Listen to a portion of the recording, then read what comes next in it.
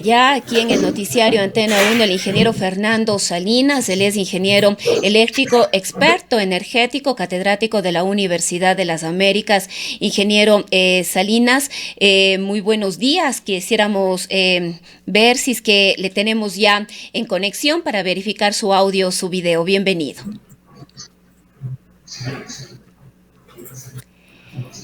Me parece que no le tenemos todavía al ingeniero Muy buenos Fernando. días. ¿Cómo Mil está? disculpas, estoy con la comunicación un poco,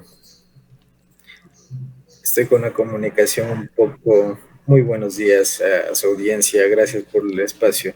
Estoy con el internet un poco complicado, pero bueno, espero que me puedan escuchar.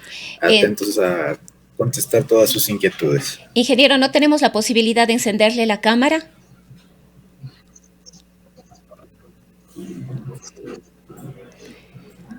Eh, no creo que Bueno, tal vez se corta la comunicación. no habría problema, ingeniero. Más bien, gracias por acompañarnos en esta mañana y bueno, sería importante ¿Me ven allí? iniciar. Le estamos escuchando bien, ¿sí? Sería importante iniciar, ingeniero. Ahí estamos, perfecto. Bueno, ingeniero, sería importante iniciar este diálogo con las más recientes declaraciones del presidente de la República, pues él ha anunciado que se cubriría por parte del Estado ecuatoriano las planillas de luz de diciembre, enero y febrero, pensando en que diciembre es uno de los meses del más alto consumo a propósito de las festividades de Navidad y de fin de año. Pero esto se da además, estas declaraciones del presidente se dan además en un contexto de crisis energética que viene arrastrando ya un largo tiempo el país, sobre una serie de sospechas, de incertidumbre respecto de lo que ocurrió, qué mismo pasó el día sábado con este apagón en varias provincias del Ecuador y por varias horas. Coméntenos, bienvenido.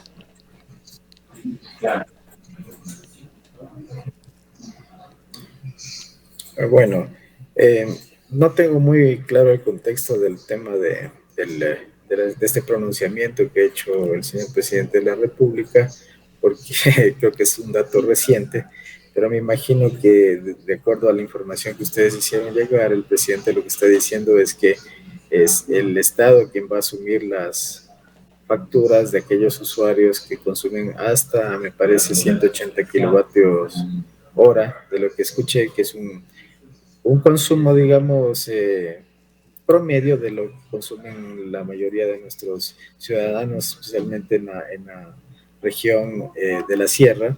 En la costa tal vez consumen un poco más de energía. Y bueno, esto es en este contexto de la crisis energética, tal vez pretende desde el punto de vista del Estado ser un alivio para aquella ciudadanía que tiene que afrontar una crisis y que por otra parte tiene el tema de los apagones, me refiero a una crisis económica también, así que pues esa me imagino que es la motivación. Seguramente las autoridades tendrán sus propias razones, yo no las veo, no veo por qué toman este tipo de decisiones. Ahora, ingeniero Salinas, sería importante tener también sus análisis y lecturas de qué considera usted que ocurrió el día sábado con este sorpresivo apagón. Desde el gobierno se ha dicho que fue una falla humana, que se está investigando qué es lo que realmente ocurrió. Hubo un comunicado, usted lo debe conocer, una falla en Molino y que esto provocó una serie de inconvenientes en la interconexión con distintos puntos del país. Fueron más de 4 horas en algunos lugares. Esto, ¿a qué podría responder? Hay mucha especulación también respecto de esto. Se habla de que ya se vienen nuevamente los apagones, de que estos apagones o este sorpresivo apagón responde una vez más a cierta negligencia, falta de inversión, faltas de mantenimiento. ¿Qué nos puede comentar usted sobre este tema?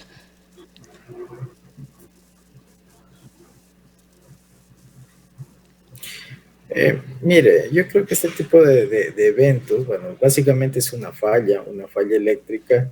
Ningún sistema del mundo es 100% confiable. Todos los sistemas tienen un pequeño, una pequeñísima, bueno, hablando desde el punto de vista técnico, los sistemas eléctricos, como el Sistema Eléctrico Nacional Ecuatoriano, es muy confiable, pero siempre va a estar abocado a pequeñas fallas que se presentan ya sea por diferentes causas, tanto antrópicas como no antrópicas. Me refiero no antrópicas, aquellas que están relacionadas, por ejemplo, con descargas atmosféricas, con fallas en la calibración de protecciones, y por otra parte las antrópicas, que son por fallas humanas. La versión oficial que actualmente tiene el gobierno es que ha habido una falla humana. Esto yo no quisiera entrar en lo que usted decía, en las especulaciones, más bien esperemos que las autoridades, los encargados de estas unidades de negocio, y especialmente la unidad de Selexur en Paute, pues den las explicaciones de el por qué realmente sucedió este tema, y no entremos en especulaciones, sino veamos la versión oficial de las cosas. Ahora, ingeniero, de la operación habitual de Molino, de la eficiencia de Molino, ¿considera usted que es posible creer que ha habido una falla humana? Usted dice que sí, que efectivamente una falla humana es absolutamente posible, pero ¿debemos considerar realmente esto como una posibilidad o podríamos más bien pensar en otras circunstancias? ¿Qué conoce usted sobre Molino? Sí, es posible, o sea, es muy raro que una falla de esta naturaleza pues se dé por algún tipo de manipulación o mal manejo, pero es posible. Sí, entonces más bien esperemos que se haga, ¿no es cierto?, un análisis de fallas, como se debe hacer en cualquier tipo de elemento cuando hay este tipo de acontecimientos dentro del Sistema Nacional Interconectado, y que sea pues las autoridades, en este caso SELEC, en su unidad de negocios en Paute, quien nos dé las explicaciones del caso. Ahora, ingeniero, usted decía que no sería conveniente caer en especulaciones, pero además de este apagón se da en otro contexto que tiene que ver con las declaraciones en una rueda de prensa que dio el ministro de Defensa, que en medio de esta crisis que viene arrastrando el país ya por mucho tiempo, esta crisis energética, habría la intención de algún boicot que pueda poner aún más en riesgo la dotación del sistema energético. Esto no es una denuncia solamente de ahora. Recordemos que ya se ha venido hablando de este tipo de boicots, de intervenciones que lo que estarían haciendo es precisamente poner en riesgo el suministro eléctrico. ¿Qué nos puede comentar usted sobre esto? ¿Qué se ha podido conocer? ¿Qué se ha podido escuchar respecto de estas posibilidades más allá de estos anuncios que hizo el ministro y que incluso podrían considerarse en algún momento políticos?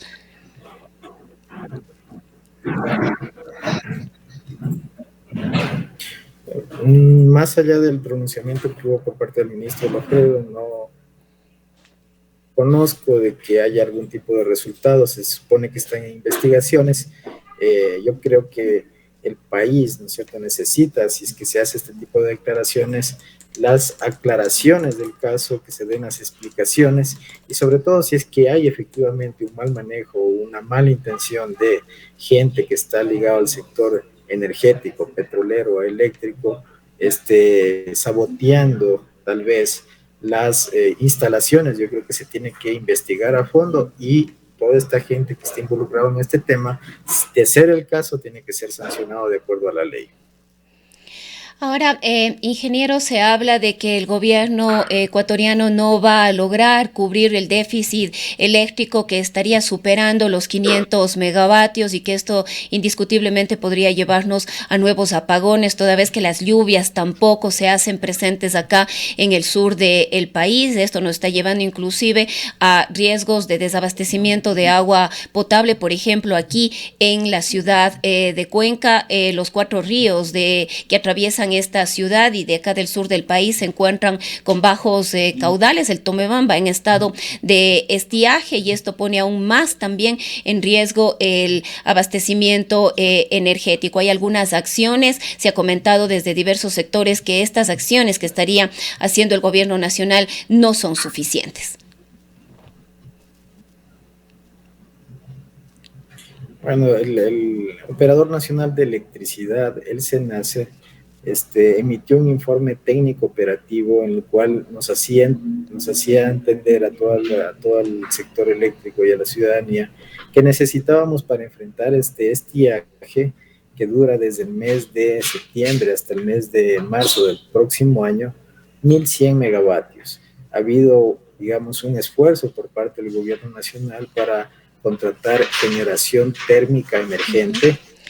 Pero podríamos decir además, ingeniero, que esta época de estiaje se adelantó, esta época de estiaje.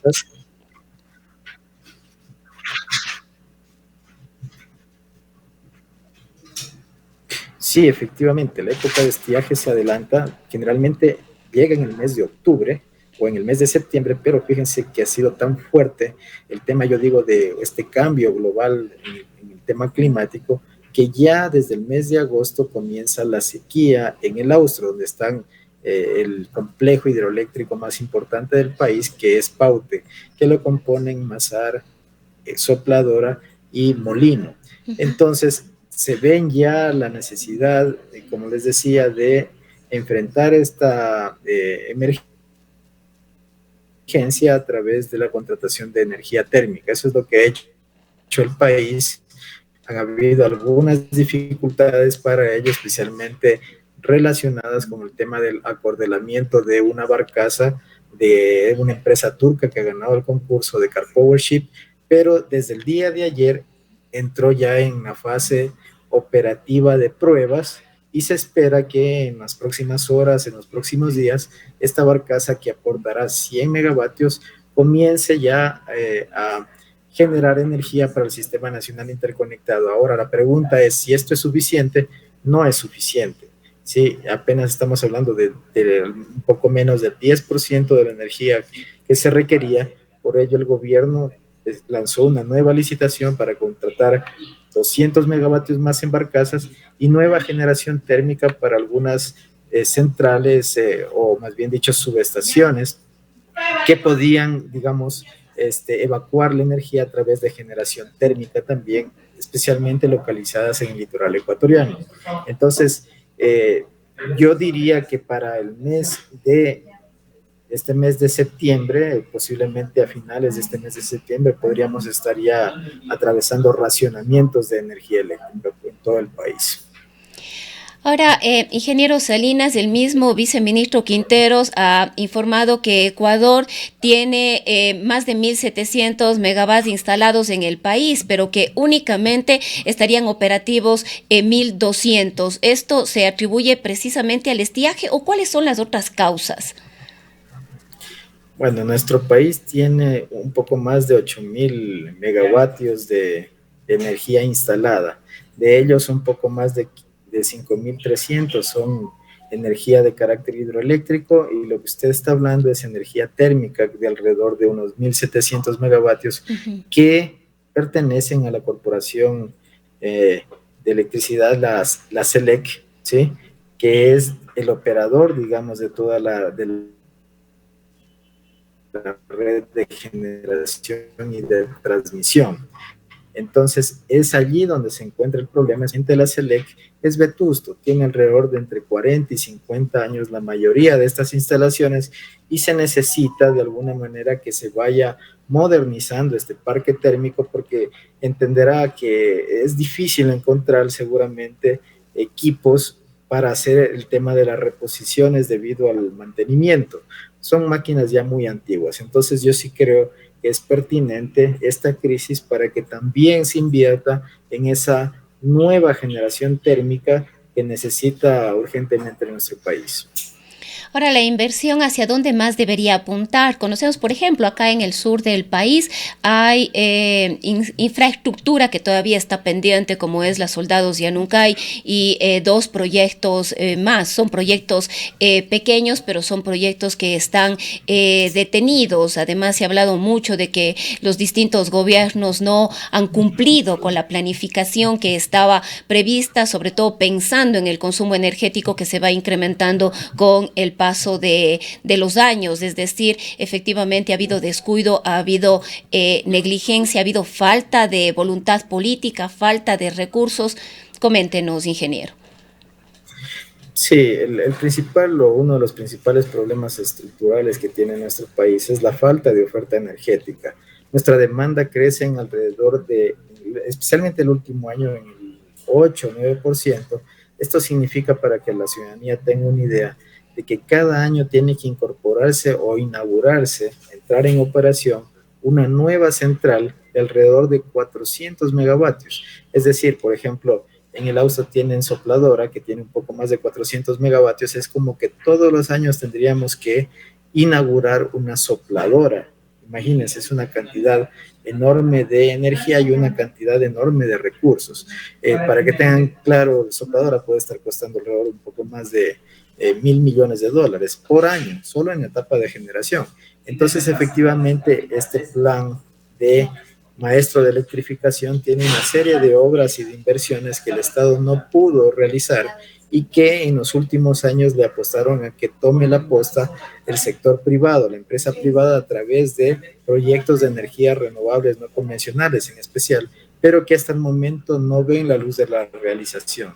Se firmaron un montón de contratos, un poco más de 500 megavatios, por ejemplo, para centrales importantes como Villonaco 1, Villonaco 2, el propio Aromo, ¿no es cierto? Que son proyectos renovables no convencionales grandes, pero todavía no entran en construcción debido especialmente a que no existían las garantías de pago como los fideicomisos que hicieran posible que estas inversiones pues ya se den dentro de nuestro sistema eléctrico ecuatoriano. Entonces, esa es la principal razón básicamente por la cual no se ha dado. Y también yo debería decir que las inversiones que debería hacer el Estado tampoco se han dado porque no existe una estructura tarifaria suficiente para garantizar, ¿no es cierto?, que en este caso la CELEC, que es la empresa pública que dota del servicio de generación, pues haga estas inversiones. Allí son dos problemas estructurales clave que se deben nombrarse para poder también tener un análisis y evidentemente las soluciones respecto a estos dos problemas que los he comentado en este momento. Ahora, ingeniero, una de las soluciones que nos planteó a los ecuatorianos y ecuatorianas del gobierno nacional fue esta ley No Más Apagones. ¿En qué ha quedado esto? La ley No Más Apagones, bueno, yo creo que ha quedado solo en el membrete, lamentablemente, porque no ha habido, digamos, esa respuesta por parte del sector privado, quien es la llamada en esta ley a hacer las inversiones que se requieren para cubrir esta demanda que tiene el país de energía eléctrica. Es un tema que no se puede solucionar de la noche a la mañana. También debo decir que se tienen que implementar una serie de reformas normativas, regulatorias en todo el sector eléctrico ecuatoriano, de tal manera que sea ahora la empresa privada quien dinamice un poco las inversiones en el sector eléctrico sin dejar de lado esta priorización y esta obligación que tiene que tener en este caso SELEC también de realizar esas mismas inversiones para garantizar el suministro a la ciudadanía y a la industria en nuestro país. Ahora, ¿cuán atractivo podría ser en las condiciones actuales el país para que esta inversión extranjera o estas alianzas público-privadas puedan darse de manera prácticamente inmediata, digamos así, en medio de esta crisis que estamos enfrentando? Bueno, los incentivos existen, sí, en la ley, por ejemplo, hay muchos incentivos respecto de los temas tributarios, también para el tema de los aranceles y las importaciones. Así que los incentivos dentro de esta ley y estas reformas que se llevaron a cabo existen. Ahora, hay un tema que yo menciono, que es el principal problema, no solamente de nuestro país, sino de muchos países de Latinoamérica respecto a la recepción de inversión extranjera, es la seguridad jurídica. La seguridad jurídica, que es que en cada momento, cada gobierno vuelve a refundar un país, nuevas leyes, nuevas regulaciones, nuevo marco regulatorio, y entonces eso es lo que realmente ahuyenta a la inversión extranjera. Ahora, yo creo que ya hablando en concreto de cuál ha sido el principal problema por el cual no se han anclado las inversiones para estos proyectos que inclusive ya fueron licitados, es porque no existía un mecanismo que garantice el pago, como por ejemplo la conformación de un fideicomiso por parte de las empresas para que garanticen ese pago. Esto de alguna manera se ha solucionado y entiendo que se está tratando de solucionar también a través de un fondo de la banca multilateral para garantizar que estos proyectos ya comiencen a ser construidos. Ingeniero Salinas, pues los costos son altísimos para el país, cada día, cada hora de corte energético. ¿Qué considera usted debería o podría hacer el país, el gobierno ecuatoriano para evitar o reducir este impacto al que nos estamos ya enfrentando si es que definitivamente no llueve, como decía usted, a finales de este mes de septiembre a octubre, enfrentarnos a nuevos apagones, a un nuevo cronograma sin luz? Sí, yo pienso que deberíamos dejar la ciudadanía un poco también de ser pasivos, deberíamos hacer un actor importante dentro de la gestión, sobre todo de nuestro consumo energético. Es allí donde tenemos que tomar, digamos, la sartén por el mango. Deberíamos ir volcados a temas de ahorro y de eficiencia en nuestros consumos energéticos. En nuestros hogares es muy simple. Sí, podríamos, por ejemplo, ahorrar electricidad en el tema de luces. También se puede hacer mucho referente a los aires acondicionados. Para que tengan una idea, 2 o 3 grados que eviten, digamos, para que no tengan los aires acondicionados a 17 grados centígrados en la costa, ponerlos en 20, 21 grados centígrados. Eso ahorra alrededor de un 14-15% de energía en consumo de cada uno de esos aires acondicionados. Lo propio para las industrias, yo creo que aquí es interesante cómo ellas pueden gestionar sobre todo las conexiones que se puedan dar en las horas pico para evitar justamente que se les cobre demanda, es decir, tienen que hacer un uso racional y eficiente de la energía y también pues una gestión de su demanda energética. Yo creo que el país necesita del aporte de todos, seamos propositivos, seamos positivos y claro está, también queda por parte del gobierno nacional tratar en esta época de estiaje de incrementar de manera emergente con estas soluciones que han sido contratadas, pues la mayor cantidad de energía. El aporte tiene que ser de todos, tanto de la generación como la de la demanda. Bien, queremos agradecerle, ingeniero Salinas, por habernos acompañado esta mañana. Le agradezco mucho por el espacio, encantado de estar en su programa. Un excelente día. Ha sido el ingeniero Fernando Salinas, él es ingeniero eléctrico, experto energético, catedrático de la Universidad de las Américas. Son las 8 de la mañana con 30 minutos.